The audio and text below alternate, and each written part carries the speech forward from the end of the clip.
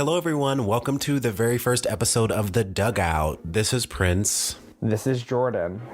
And we thought of this podcast idea like sometime within the past month. And so this is very much like an intro episode where we're going to break down a few different ways of talking about anarchism, culture, politics that we want to do throughout this podcast.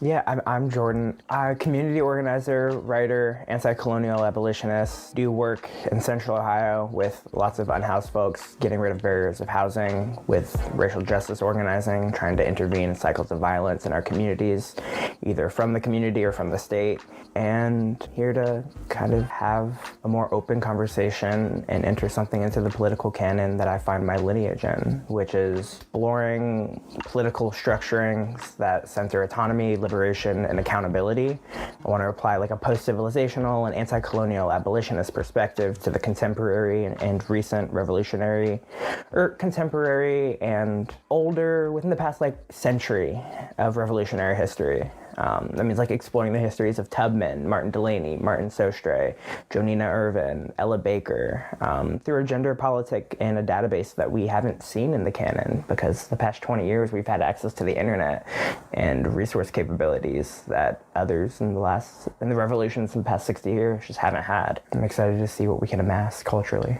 Mm-hmm. Yeah. And I like that you raise the internet and how the internet functions and how it's kind of shifting all of our political trajectories and what we're pulling, because like a lot of my background is like journalism and writing about culture. And so I think if I'm looking at just one of the functions of how I want to view this podcast is I'm interested in looking at the functions of different pieces of media, the functions of different political moments or ideas, or the functions fall within like Black anarchism or New African anarchism, or this kind of politic of thought that's like Black liberation. And like, I really look at the world around me a lot of times and I'm like, what's the function of that word or that thought process or that social process? And we'll even get into a little bit later when we talk about the film that we're going to look at. But I'm also interested in the functions of pieces of art and what they represent and what they're trying to teach us. I love conversational podcasts, but I love podcasts that are kind of like segmented and they have different portions, which I'm excited for in this one. And yeah, I really enjoy having space to practice talking about these things and talking about Black liberation and anarchism and just like even the news, because I don't think outside of social media, I'm wondering where people our age really engage with the news on an in-depth kind of level, and like what would it look like for us to model that. Yeah, a little about me. I grew up in Cleveland, Jamaican family. I got radicalized actually in high school. I had a social studies teacher who was a part of the Revolutionary Communist Party, and he would, at some point he got me and my friends selling newspapers for him. and I just learned a lot about like communist China and Maoism and just so many aspects of like, I guess, the more communistic approach to like looking at history in the world. And then in college, I saw the beginnings of Black Lives Matter, and I organized a lot on my campus, and I really got to understand what it means to try to politically orient people or how to change some of the social conditions around you. And then after college, I was a labor organizer in Seattle for a few months, got fired. And then I was a bank teller at Compass Housing Alliance, which offered services to people without housing. So I helped operate like bank accounts and sorted people's mail. And that was a really humbling experience. And since then, I've done like a lot of environmental stuff here in Ohio with Black Queer and Intersectional Collective. But I don't know. I took an organizing break in 2020 because a lot of things happened. And now I'm kind of excited to see what I can tap into, what I can learn. And I want this podcast to be a part of that. Yeah, before we jump into how we want to structure the current or future episodes, what brought you specifically to anarchism and Black anarchism? I love starting a conversation out with definitions. Yeah. Not even like a strict Webster definition, but like, what does it mean to you? How did you come to such a politics, or to identify around a politics? There's a reason you want to claim something like that, and I get that as well. Yeah, that's a good question. I haven't thought about this in such a long time, and now I'm kind of pinpointing it in my mind in a way that I haven't in a while. But it was, I mean, I'd say up until like 2015, 2016, I kind of considered myself like radical, or I don't even know what I could align with politically. I probably would say like, oh, hey, I'm into socialism and communism. And then around 2015, 2016, I moved back to Ohio after being treated like crap at a job I had in Montana. So I was thinking about working conditions a lot because I was doing labor organizing. But then within these structures, like a labor union where I, as an organizer, was being exploited, at this job in Montana where there was racism that I was dealing with, coming back to Ohio and working in a super PAC and not knowing what a super PAC was until I started it, and realizing like, oh, there's all these pitfalls in paid organizing because it's being enfolded into capitalism. And I want a more chaotic and human way to react to the social conditions around me. And I think around that time I went to Standing Rock and I got to meet a lot of like anarchists there and just kind of like vibe with the way they shared space socially and what that looked like for them. And that was when I was burning fabric that might remind us of a certain kind of flag a lot of the time. So I was just really into, I don't know, I was just really wanted to be a rabble rouser. And freeing to me as someone who was Black and grew up in the inner city and grew up with a lot of carcerality in my family. I think when that happens, you have a lot of fear and it teaches you to kind of police yourself. And I think anarchism was a way for me to kind of express a rage that I think we all feel. And then, of course, being Black and being in a lot of anarchist spaces that were more environmentally oriented, it was a lot of white people.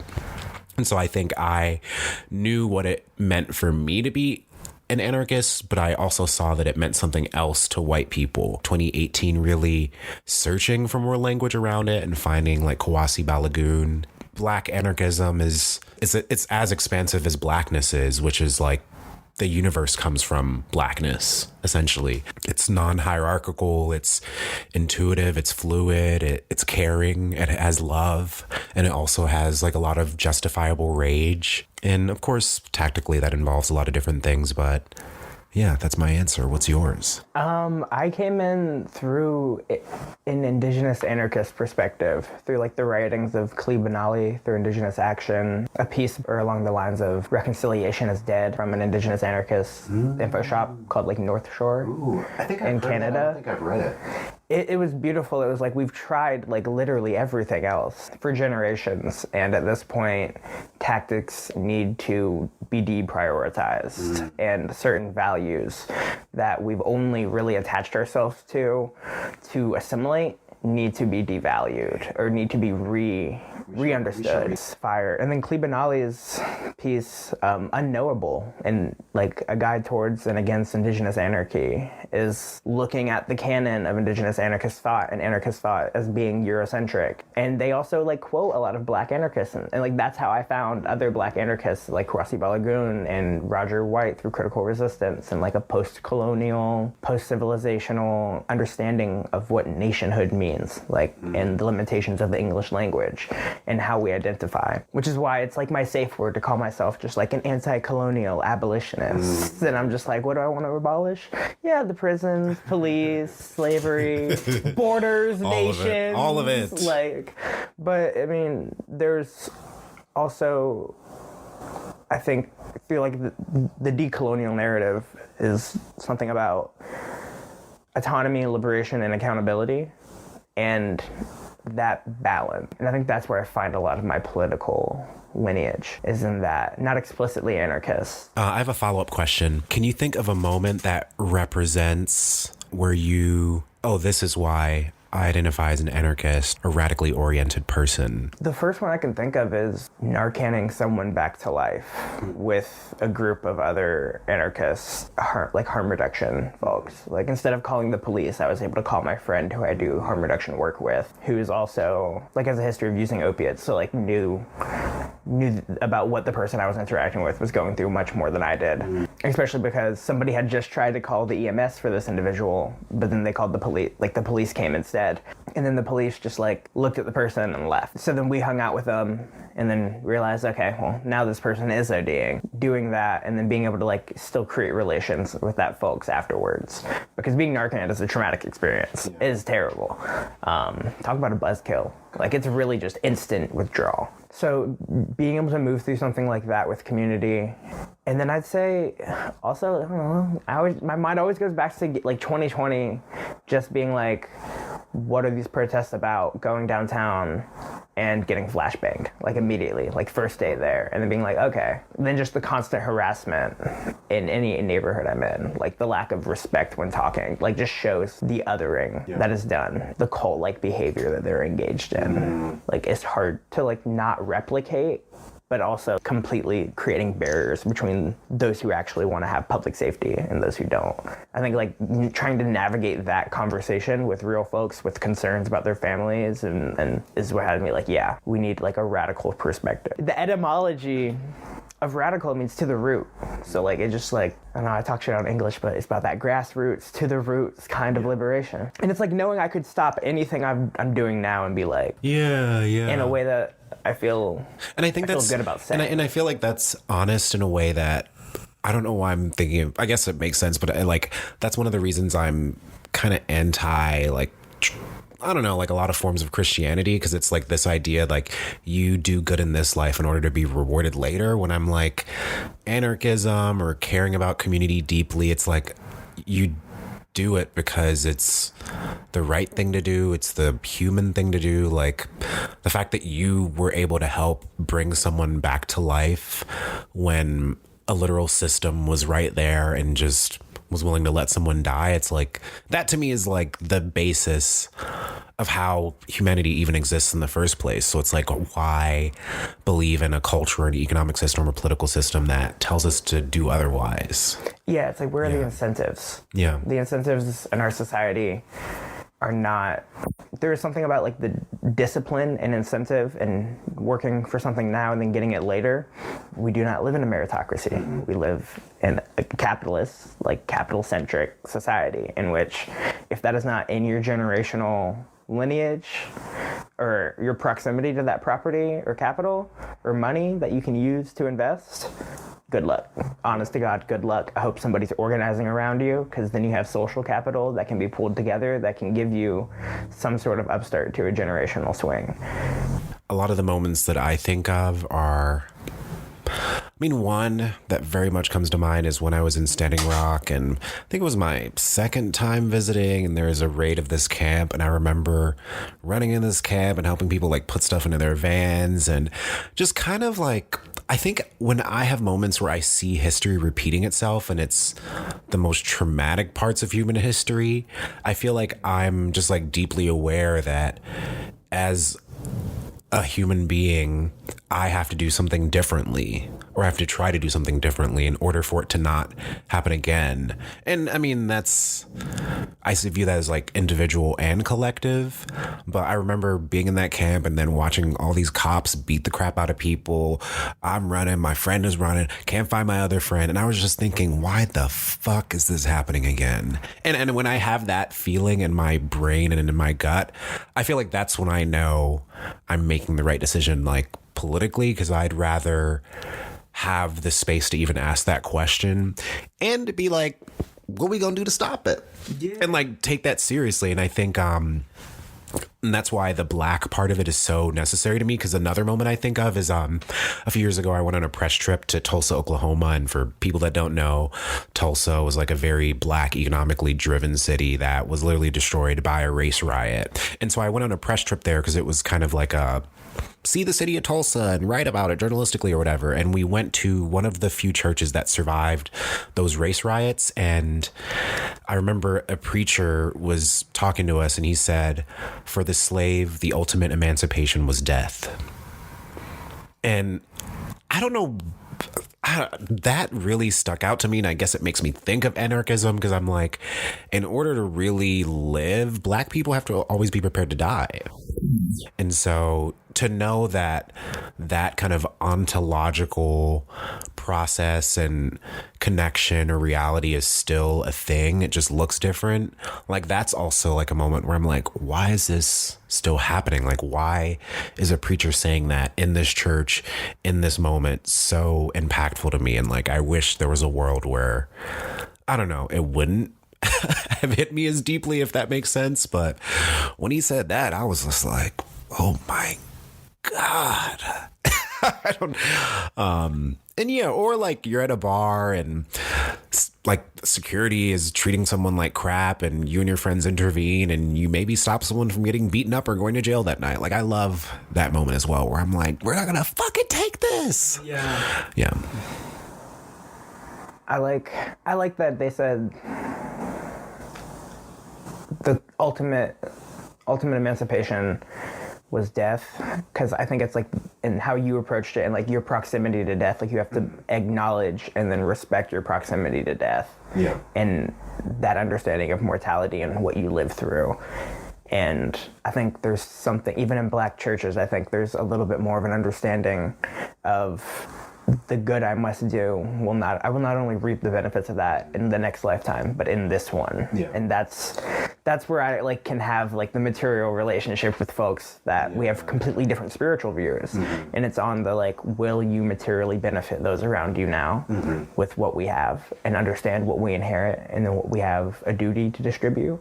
I kind of view the distinction between the full episodes and the mini episodes. Full episodes are kind of like deeper dives into certain topics, or maybe like a few different flashpoints, and the mini episodes are kind of more targeted and focused. So a mini episode might be like a reflection or a conversation on a piece of media, or maybe a news hit, and the longer ones might be a few different formats or topics related to an overall theme.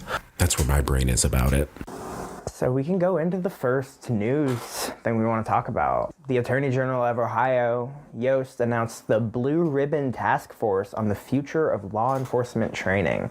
Dave Yost, the Ohio Attorney General, is trying to create a new task force. Into the streets, chanting for change.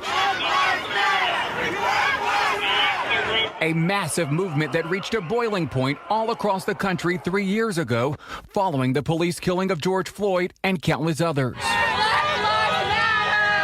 The community-led movement called for an end to police violence against Black Americans and a systemic change in American policing, awakening much of the country to how much change is necessary to take real strides towards racial equality and justice. What we want as Black people in this country and in this city especially is to feel safe, the same for anybody else. A wish and hope civil rights attorney Sean Walton says sadly hasn't been achieved even after that loud outcry 3 years ago. Legislatively, a lot of bills were proposed and those laws did not pass.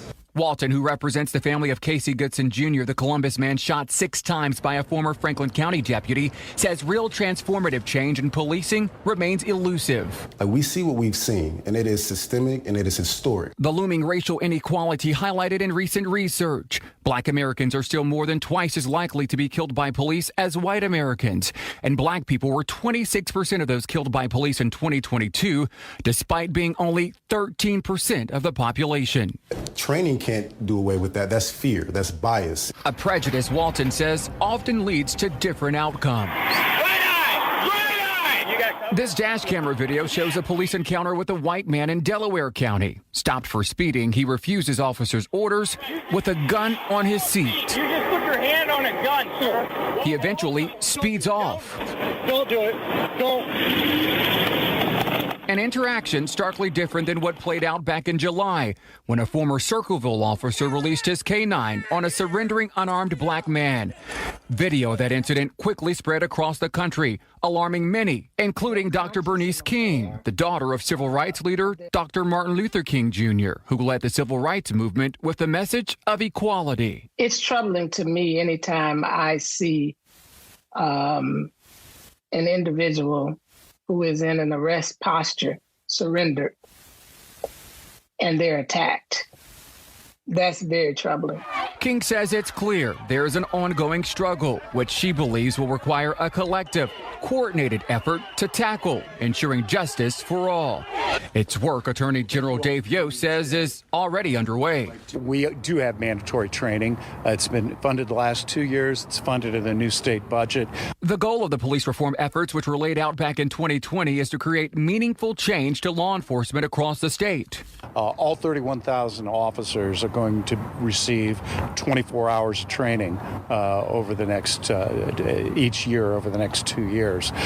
So promise made, promise delivered. There's such an emphasis placed on training, but no emphasis placed on accountability. And so it shows us that, I guess arguably we're further behind, because after 2020 and after all the conversations and the progress, to still be dealing with this shows that we're losing ground. We're not actually making any progress.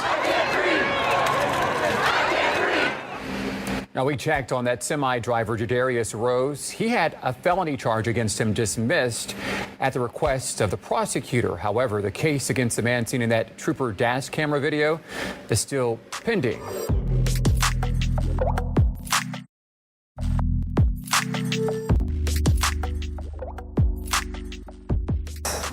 Or has created a new task force in the event of getting more public energy towards cop city sort of rhetoric. They were trying to get a joint task force training facility. Decided it was brilliant to make the director Thomas Quinlan, the old Columbus police chief who was resigned due to social unrest in 2020. They have been the assistant executive director of the Ohio Peace Officer Training Academy, so they've still had a good job even though they left the police chief seat. They went to the Ohio-wide Police Training Center for their quote-unquote peace officers and have been training them there. There's going to be more sheriffs from rural counties, from Stark County. They plan to have 1 out of the 9 folks be from the community. They always like to throw one of those in there. Just one of them. And you're like, how did they even pick that one person? Right, they have one person from a think tank, the Criminal Justice Coordinating Center for Excellence. They are basically the public money and cultural capital that says we need to create more bonds between our policing and our neighborhoods, creating more social capital and energy for community dialogue teams within police departments. More coffee with cops. More coffee with cops.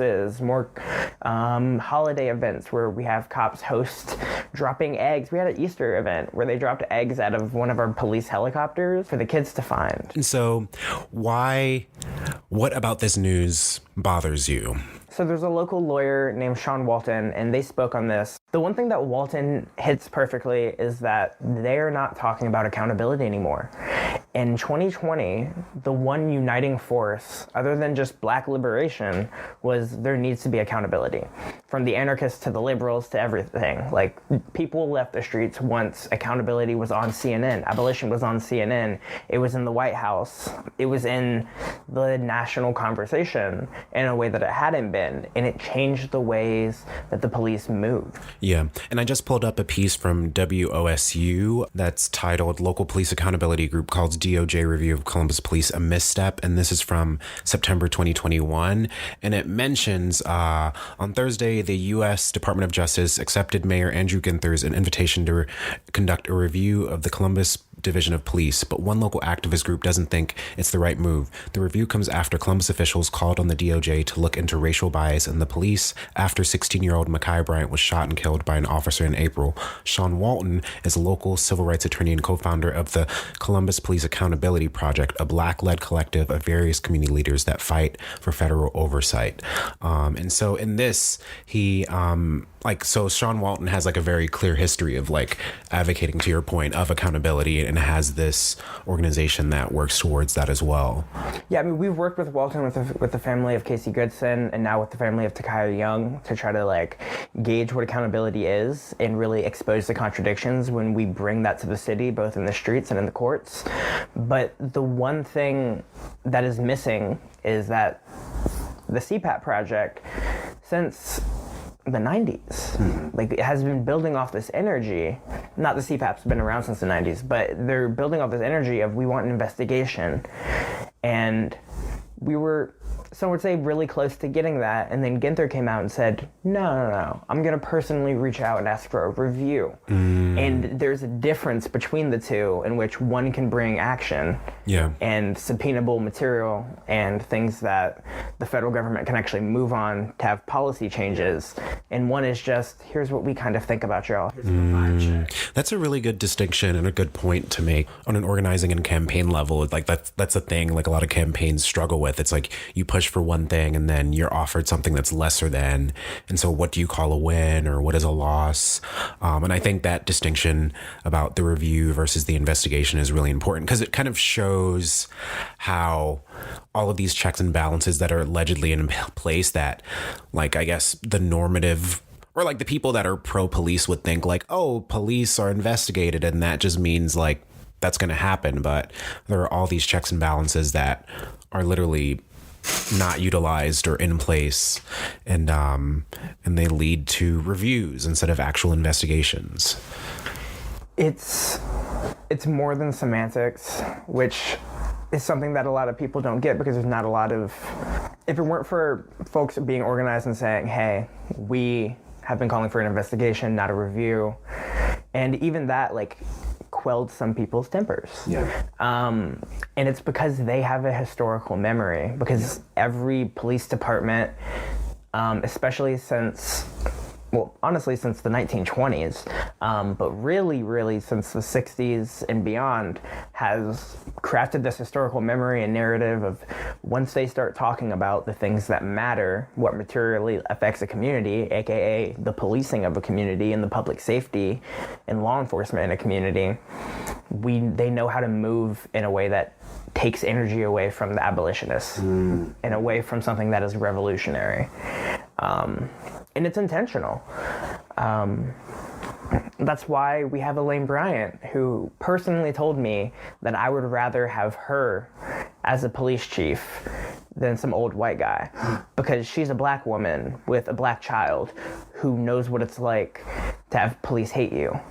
I don't even know what to say to that. It's just like, While she lied to Rebecca Lewis to her face, Donovan Lewis's mom, when Rebecca was like, hey, I've been trying to get you to, we had to pull up to a community conversation that they were having after Tyree Nichols was killed because they were scared that we were going to rebel here. Wow. They were like, oh, let's have a community conversation. They got the black churches involved. They got the community police liaisons. They got people working inside of the schools, in the inner city neighborhoods of Columbus, and straight up just lied to folks' face.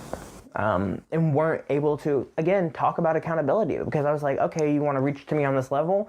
Are you willing to say that your department does not need as much money when it comes around, and it should be going to education and more preventative sources for public safety? Yeah. And they were like, no. And one little fact about the Columbus budget, 35% of our city budget goes to police. Yeah. Columbus spends $361 million a year on the division of police, which comes out to 37%, of the city's operating budget.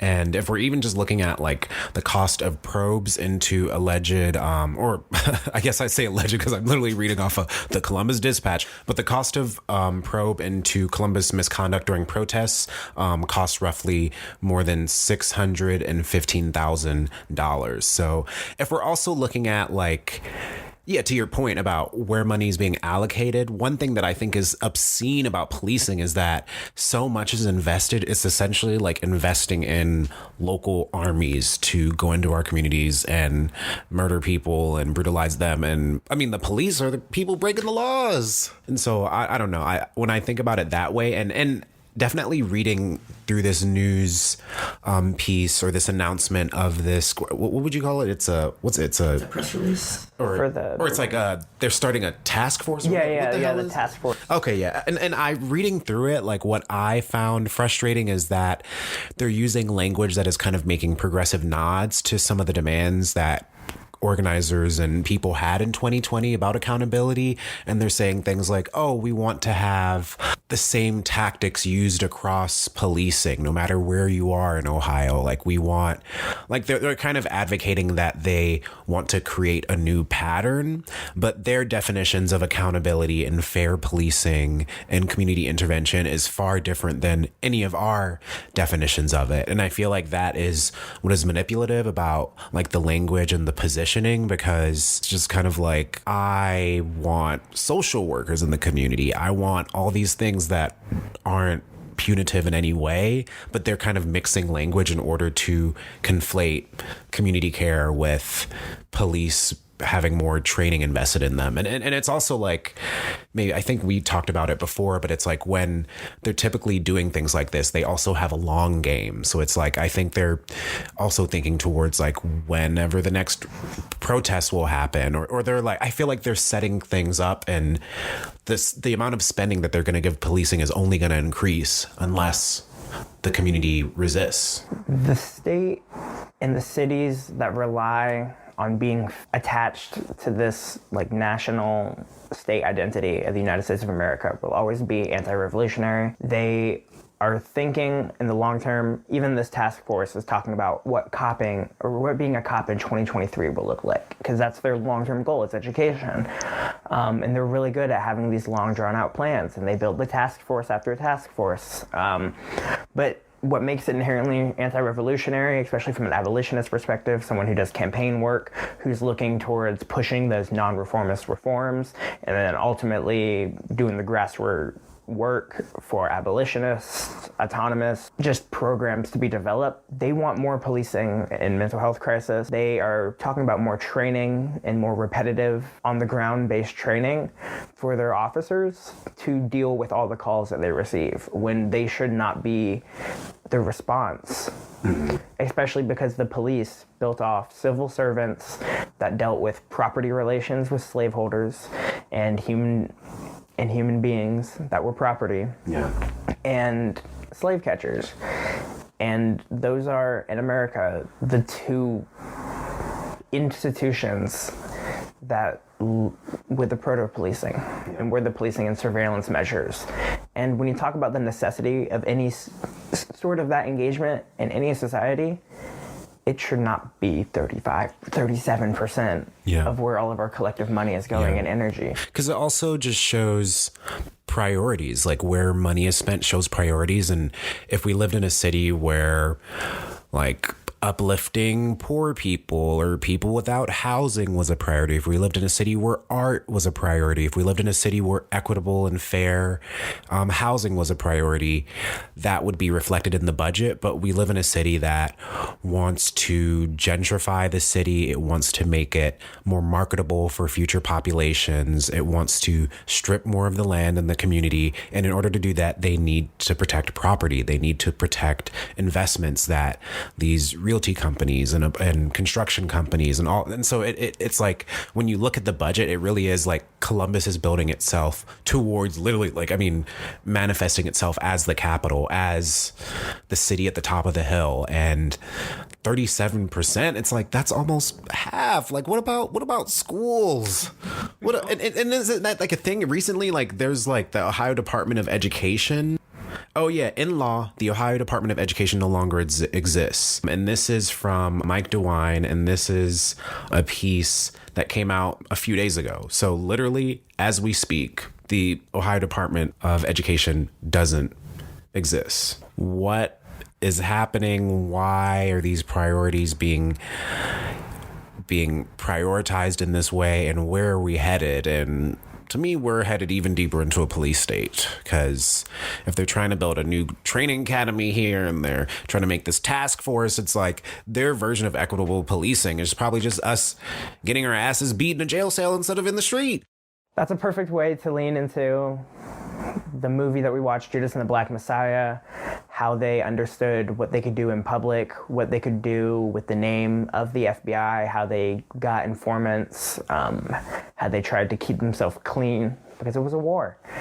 And kind of what is the history and legacy of that? Yeah. And I think we're seeing part of that. If you see like the amount of repression that they dealt with in the film, And then using that, hopefully, as a building block to then do more research into the actual histories that couldn't be shown in a film. I think that's something that you'll get from our first run through and what's it called? First reactions to the film. Listen to our reactions to the film as we're watching it, and once that's over with, we'll come back and talk about what it's been like a few weeks since we watched it and did a bit more research and kind of got more context into how the movie was made. But enjoy.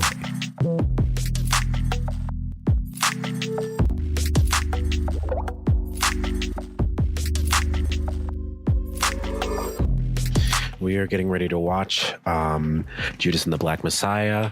I've seen this movie before, but I'm very curious about what the second watch will be like experientially. I remember being really angry when I saw it, so I kind of want to understand why I was angry. That's my 2 cents before we watch it. I've heard a little bit of critique about it, but also some praise, and I'm excited to finally, experience it firsthand.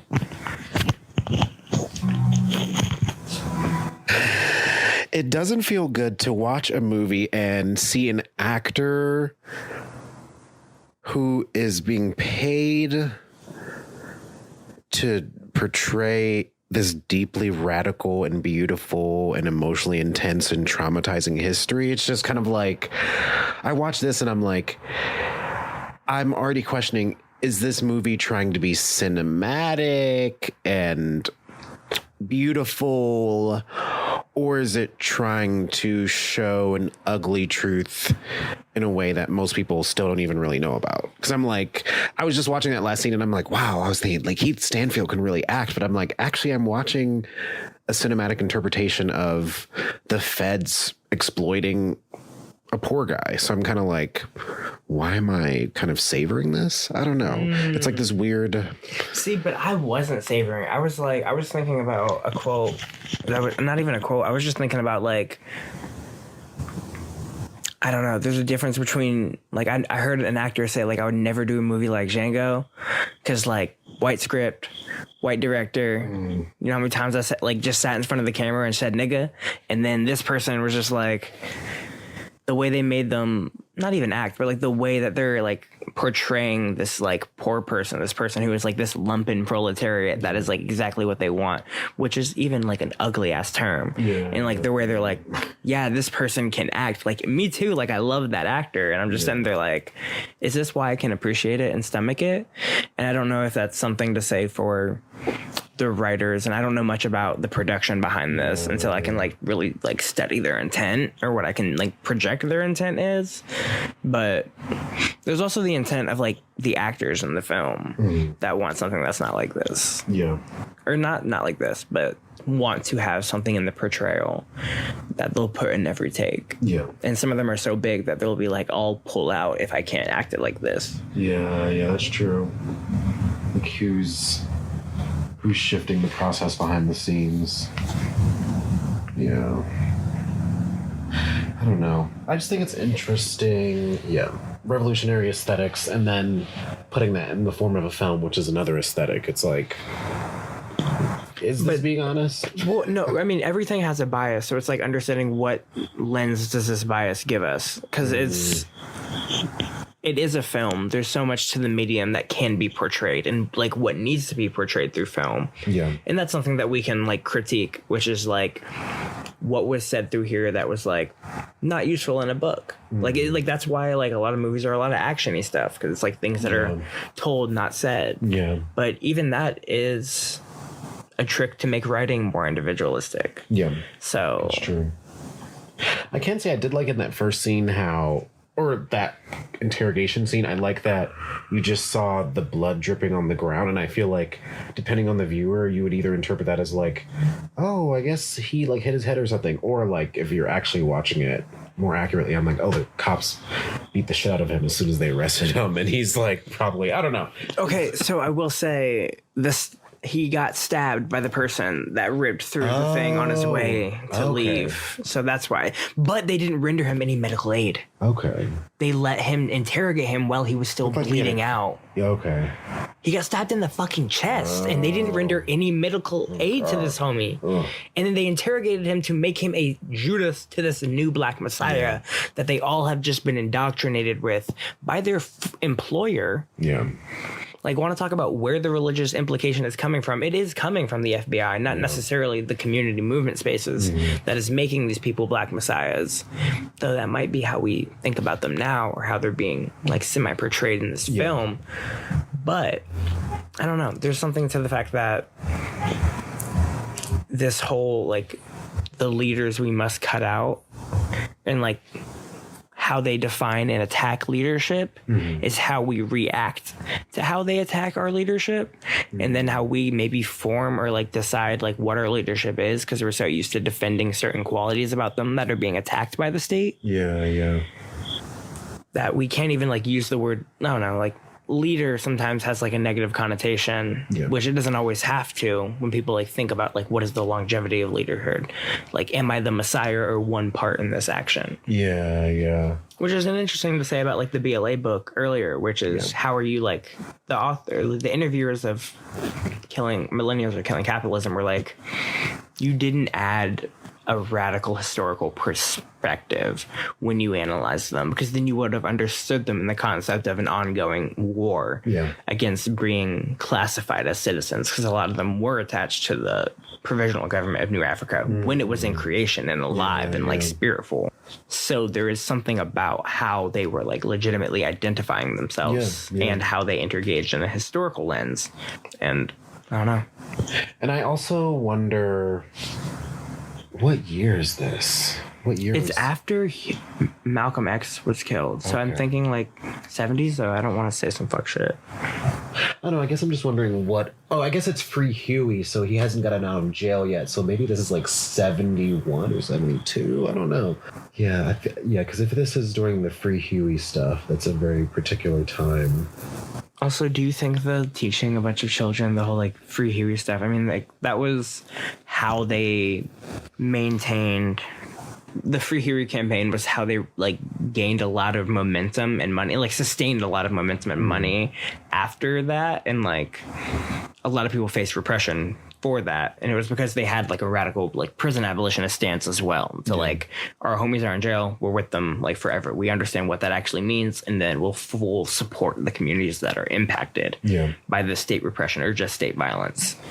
And there's also something to where there is that messianic figure and how they were treated and the social conservativeness that came out of those certain chapters and how they engaged with liberation schools and taught about the leaders of their time because of the state repression they were facing and how they had to react to it and like in real time, like decide how to, stay not only like relevant to themselves, but like to their community work. Yeah, I think the Free Huey campaign is interesting because it grew the party, but I think it also made them so hyper-focused on going against, like basically freeing people that like some criticisms are like they were organizing less on a community level in the like mutual aid kind of way. And they were more trying to raise awareness, raise money. So it's just interesting. Which isn't a bad thing. We don't get revolution without stealing, or not stealing, but obtaining and taking capital from being reinforced into a capitalist like economic structure. So if we're not doing that, like that's something they had right a lot, and like how they were able to sustain so many like community members and like even just like rank and file party members or party supporters, was there were multiple different ways to engage with the party. Or like engage with a revolutionary organized group or spirit. And that's something that's not as sustained, and like that infrastructure is like getting rebuilt after 2020 and why it felt so big. But like we're still in the fumblings of a lot of beginnings of that infrastructure where people are learning and like redoing all this history. Free Huey. I want one of their sweatshirts. I want a Black Panther Party sweatshirt.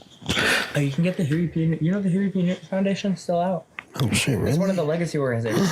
Ooh. Yeah, because there are organizations called like the New Black Panther Party that are like on the Southern poverty. Oh yeah, I knew that. Yeah. Hate crime list because like they just claim it. So like there are like legacy organizations. Are there any here? Like there's one in Dayton. They came to Wedgwood when we organized in Wedgwood. We were working with the family. We got the family out of Wedgwood when Sensei Reed was killed. But then the new Black Panther Party came from Dayton and requested money for security from the neighborhood against all white agitators and aggressors.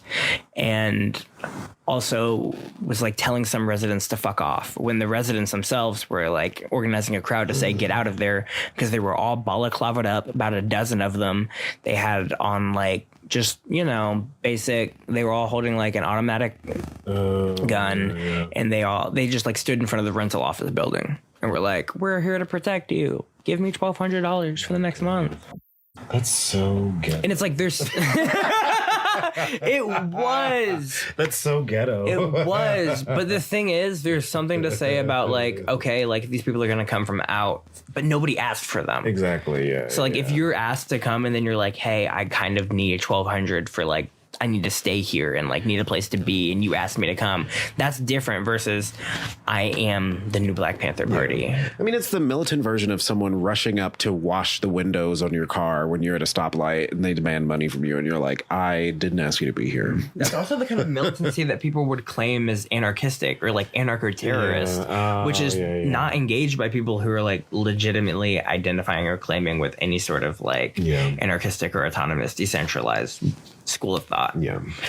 I met some Black Panthers in Cleveland, like, I don't know, however many years ago. And I was at a protest and the guy was like, yeah, like, here's my card. Like, we're looking for new people, blah, blah. And I was like, oh my God, this is so cool. And then I emailed him or something because I had to email him. Then he was like, oh, we don't really have a meeting for a few weeks. I was like, what the fuck is going on? And then I just never ended up connecting with him again, and I was like, okay, it's not as it was. That could have been it's just more about like what infrastructure is like currently set up still. I mean, I after that happened I was like, oh, it's probably like 3 people and they don't really meet. I've been there. No shade though. Love the Black Panther Party. Okay, I think we've recorded more than the movie's gone on now.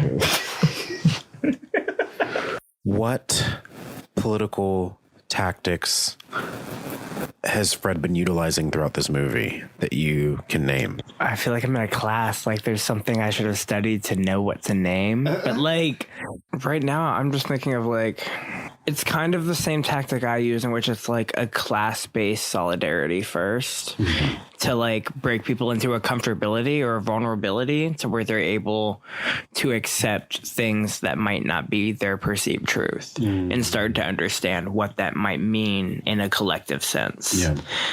Especially when they talk about like, we pay them, it's our taxes. Like, I feel like that's something that like every person, every American, whether or not you want to be classified as an American or not, or if you've even gotten that far into like political sovereignty or thinking, I don't know. What do you have? Do you have specific things in mind that you're seeing? I like in this scene that instead of looking at the division or the oppressive elements of the racial dynamics of their history with, what's this group that they're talking to? I think it's the Disciples. The Disciples. Instead of doing that, he's expressing very explicitly their shared conditions and why they have common ground for their revolutionary tactics that they do use or could utilize. And so he did the same thing with the gang, but with the gang, it was different. It was more like he expressed a collaboration based on, to these people he's saying like, we're up against the same systems. To the black gang, the Crowns, he was more like, this is already our city, we just need to work together to really take ownership of it consciously. And so it's more of a shared vision as opposed to in a shared offensive, which I think on a like argument and philosophical level, it is like a very smart way to get at the same goal. And so I think I'm kind of like looking at this scene and I'm like, wow, the way he articulates his arguments is very interesting and also very smart. Because if you're going to a gang and like and territory matters, you're like, this, we're not fighting for territory in the way that you're imagining, and this is already our city on like a socio-political level. And even that makes whoever you're talking to think in expansive terms. Yeah. Of what they care about, like territorially. Yeah. Yeah. So I just think In terms of him being an orator or him expressing Fred Hampton's oration, the visual expression of solidarity to me is also very stimulating on a cinematic level. Okay, there's nothing to even say about it. Like, the whole religious context around this is also pissing me off because there is no Judas to this Messiah. Sure, the party dwindled without it because maybe that's something to say about the infrastructure set up for the organization, but not to say about what a movement as a whole is capable of doing. Okay, wait, can you say that again? Because I also think that's propaganda for religion and why they put it in this context of, like, state and religion. Yeah, basically, I don't know. There's this really amazing YouTube channel called Like Stories of Old, and they do all these, and basically there's a few different film criticism videos that they do about masculinity, and there's one about war where it basically talks about how it makes a critique of war cinema as a genre, or parts of it where it's like, if you lionize soldiers during wartime, you show these young people who go into this naive process and get hardened by it. It's like there's certain implications that the war genre of film has that it should be accountable to if it's visualizing something that's so horrific and is so needlessly, it doesn't need to be further visualized. Humanity has already experienced this, so why put it on screen in order to be artful or to make a profit? And I think no, because there's something about what sells these movies. Yeah, and white suburban people who do not know what that war is like. Yeah, and so in a similar sense, I think this is interesting because it's a different kind of hero, and the reason I mentioned war because it's also about the hero's journey. It's like man as a gender, as a construct, our individualism is built into this idea that the world exists for us to find our greater purpose. For war, it's like, I'm going to go to this war and I'm going to fight for my country in order to achieve my greater purpose. I'm going to be brave, bold. And what she is pushing against in this scene is like, you have this revolutionary hero's journey, but that isn't as accountable to community or to what actually needs to survive in the way that you think it is. His revolutionary purpose is LA that this author had. Okay. Of when they went underground, they were doing all these things beep boop beep boop beep. I really enjoyed watching Judas and the Black Messiah again, and I mean, I kind of mentioned it during the listen through, but when I first saw the movie, it did kind of make me angry. But when we watched it together, my second viewing, I kind of liked it a little bit more, even though I come to a 6.5 out of 10 for it. Did we? Yeah. This always happens. I always watch movies and I'm like, oh, I hate this, and then a few weeks later I'm like, actually it wasn't that bad. But I mean, I guess looking back at it now, I still see some of the flaws that I saw the first time, which is I will always come back to, can Hollywood make a meaningful film about Black history or radical history if Hollywood is in service of capitalism or distortion of history in order to tell a better story? I think that's a complicated question, but watching this movie again, I do think there are clear flaws in terms of a Hollywood movie depicting a anti-capitalist organization like Black Panther Party. That to me already, I'm like, how do those two things fit in the same sentence? Why is Jay-Z a man who used to sell crack to his mom on the soundtrack? So it's just things like that where I'm like, on an inherent level, I can always kind of argue against it. But I did point out during the listen through, I liked that the movie at least kind of expressed some of the tactics that they utilize. So having an office, a community center, offering food, offering education, kind of looking at the ways that they practiced and showed solidarity cross-racially or with other gangs in the community. And so I think on a tactical level, it was kind of an interesting and somewhat heartfelt depiction of what the organizing or organization's life could look like in terms of the tactics they utilized. In terms of it being a nuanced approach to the gender politics in the party and things like that, didn't really do anything on that level. They didn't really touch that. I mean, there was that one scene where Fred Hampton is teaching and Lakeith Stanfield's character tries to hit on some girl, and he's like, but even when they bring that up, it's kind of it's you don't hit on a sister. How about you just not sexually harass anyone? But of course, I don't know if you've read A Taste of Power by Elaine Brown. I mean, her book at least is very dogged about a lot of the really bad gender politics in the party. Yeah, and having to be, I can understand like being explicit about it in the moment, especially around something you have to teach somebody, especially in like that's the setting in which they're learning about revolution. And there's like a point where Jonina Irvin, who's a black anarchist in the South, said like nobody in the party became joined as a revolutionary. They all got revolutionized through the communal education, the study, and doing the work. And I think that was shown a lot in the movie that I appreciated. I don't know how else to say that. There was like the honesty of the film and what could be portrayed through a medium such as a film, I think was done pretty well. Like there was some conversations where I was really looking forward to see how they showed masculine leadership, and how that affected interpersonal ways. And I don't know. I think Hampton was like a great speaker and people talked about him a lot, but he was like the center of this whole film. Like even when these two separate people fell in love. Actually, wait, I'm remembering the film wrong. Yeah. That was Hampton and that one chick talking. And Deborah Johnson. Yeah, never mind. Yeah, because there's the scene near the end where she's quite a bit more pregnant and she's kind of saying like, how are we going to raise a baby in this environment? And he's kind of saying like, oh, do you regret it? Do you regret having a kid with me? Or like, and he's kind of saying like, oh, the revolution will always come first.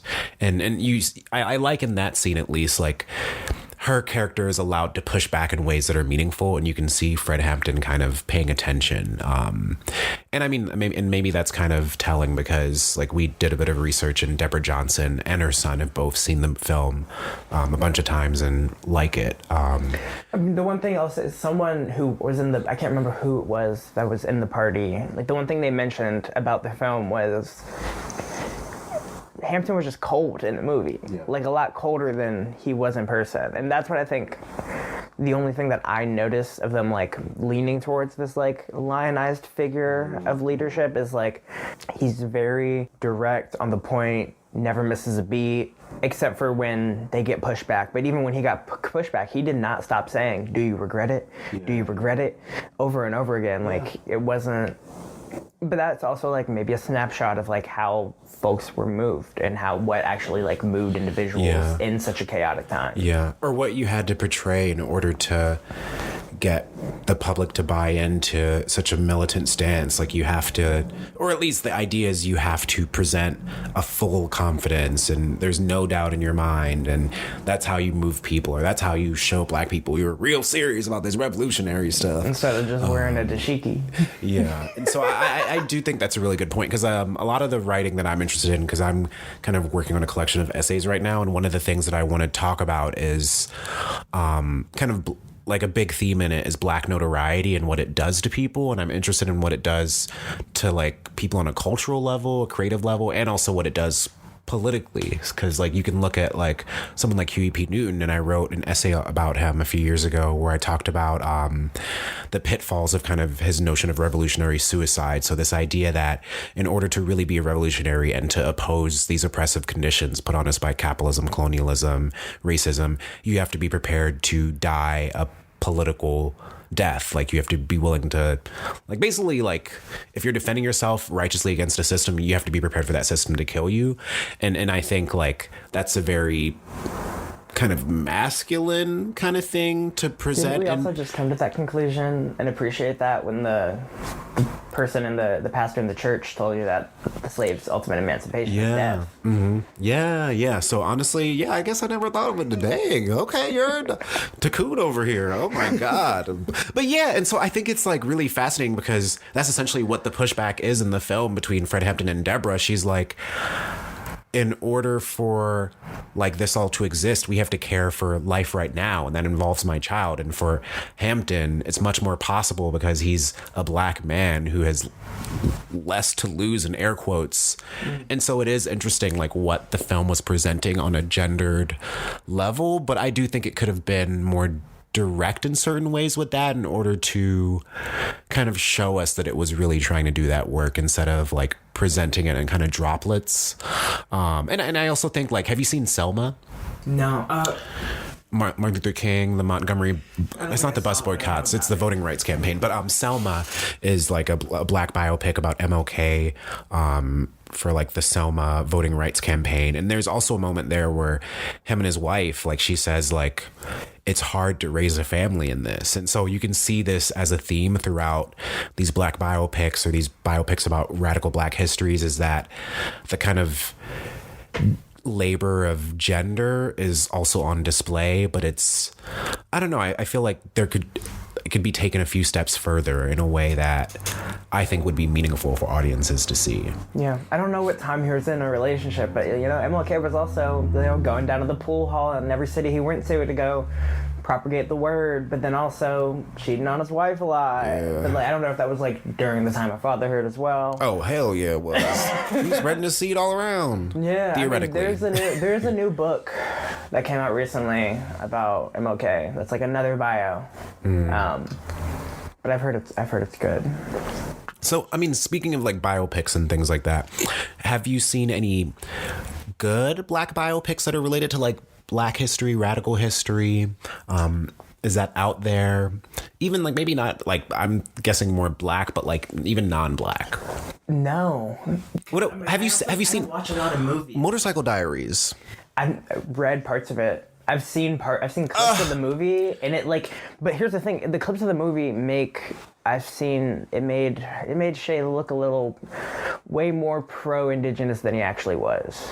When he talks about the different cultures that he's going but it's also a different culture of migrancy. Yeah. What about, there's a 3-part film, there's a trilogy on Che Guevara. Never seen it. Damn, you gotta. There's also one that's I think actually now I'm thinking about I've seen a lot of these. See, I've read a lot of the histories on it. You gotta see. What about Roots? Have you seen Roots? I've not seen. Oh my fucking god, we're gonna have to come back after. Okay, whatever. Not everyone needs to see Roots. It's literally the foundational traumatic slave movie, but and it's, of course, it was a book originally.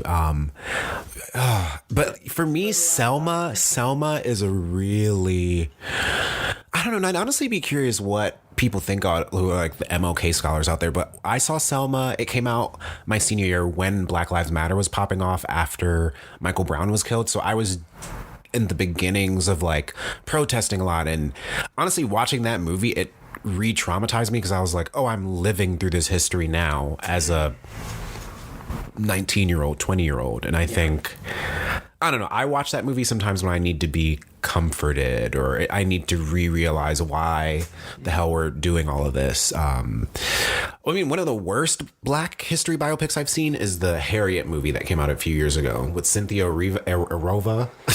I've heard about it. It's bad. And it's got all this modern music in it. Oh my God, it was bad. It was bad. It's very girl boss, I've heard. Yeah. Oh my gosh. There is a book that's been coming out about the rebiography of Harriet Tubman and the evilism of the evils of black loaferism. Or black female loaferism, which is it talks about Harriet Tubman, the guerrilla escapades and connections made, the intelligence services made, the communal networks sustained and fought for, the kind of Black and New African autonomous tradition. It's by Butch Lee. Excuse me. But it talks about then after in the Reconstruction era about people seen as loafers or people who just don't do anything, and then the vagrancy laws about just existing while being black as another way to put folks in jail and re-enslave, and how they culturally did that with a workerist attitude. Yeah. That they could also, people were building socialist models off of this workerist attitude, so it was also very anti-black when they were creating more autonomous networks of labor and sustaining each other, like by literally like expropriating lands of ex-slave holders that died during the Civil War. And then like people were in power that would be like, oh, like these amount of people own the land now. And they were doing their thing. And then it was, whenever they created schools and different networks, they got burned down. Like different like fascist KKK vigilantes just burned down autonomous Black institutions, which is kind of why it's to the point where like even throughout like the best things, like the quote unquote best and most progressive legal standpoints in this country's history, like Brown versus Education or Brown v. Board of Education, some people's attachment to that will be, well, why don't we just create our own schools then? Like at that point, like why don't we just like start doing that? And it's like we had for hundreds, like 10 decades, we had been doing that, and they just kept getting burnt, and we would not get the federal protection that other cities or other settlements would get. And that question is just removing like a very real historical context, and so it's coming from even the wrong place. It's coming from the wrong place in the first place. It's like, I totally get that. I did also want to raise another point about and I think like the historical context of that question even being asked, because it's just like we didn't even ask to be brought here. And now you're telling us that we need to get our own? You brought us here! Oh my god, I hate... Oh my gosh, yeah. Well, no, I mean, I think that question comes from like a separatist, like Malcolm X kind of... Like, like... Oh, okay, you're asking from that angle. Why didn't we build our own schools? And then populate our own centers? Oh, okay, so you're speaking more towards like a nationalism that's being demanded, or... I mean, what do you think... What do you think about when Black people are like, we should have never tried to integrate? Like, what do you think of that? Because sometimes it's not like... I think it really comes from a civilizational text or civilizational point of view that is...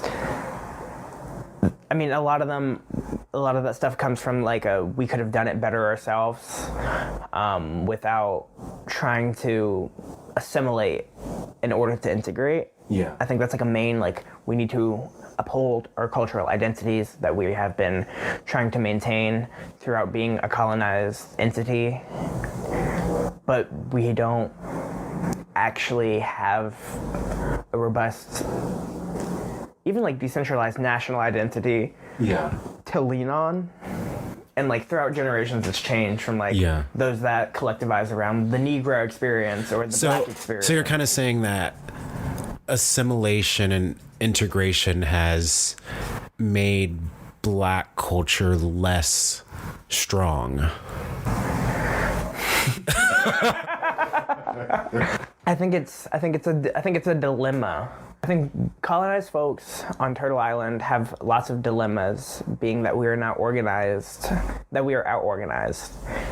And when we talk about creating autonomous institutions, I think it's something that we should be doing and have in our collective conversations. But I think the labor to have those collective conversations, I think maybe it's not there like it used to be, to where we have, like, we can point to something autonomous because of repression. Like, we can't point to multiple organizations that are national or across the cities that are like, this is how we break off.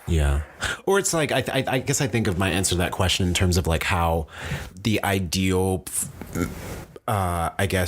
dominant, like how the ideal dominant forms of Blackness have changed over time, or like the idea that dominant ideal Blackness. So I think like during like civil rights era, it was kind of like being able to have a family and being able to like develop the nuclear family and survive like this racial tyranny. And then in the 80s, 90s, I think it became more like of a cultural kind of idealized Blackness, or something that was like in resistance on a creative level. And then if I look at like at least like some of the mass ideas about Blackness now, especially in the West, it's more like how much money can you get, or how or like I think about the notion of the $1 million slave, or and so it's like attention economy. In the past, it seems like we were more in resistance to something, and now it's more like what can we acquire and hoard. And so maybe like the function of blackness is kind of shifting. Even like, so the function of black independence has shifted.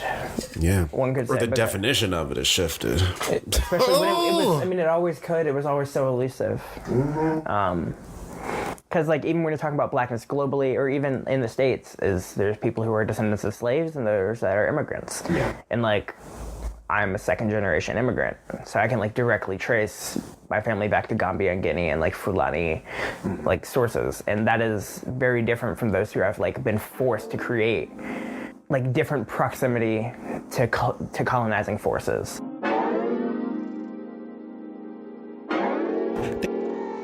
To this episode of The Dugout. We really enjoyed getting into this really intense and good conversation around Judas and the Black Messiah, some local Ohio news related to policing, and kind of breaking down our perspectives on how policing is represented, how it's changing, and where it might be headed. If you want to follow us, check out the show notes, check out our social media links, and if you want to support The Dugout, because we're making the show for free, we're putting in our love, time, anger, support us on Patreon, support us on Coffee, support us on PayPal. I just put in 3 different things so we can pick which one of those we want to do. Support us on Cash App, support us on Venmo. And yeah, expect more of these episodes to come, and yeah, I'm excited to talk shit.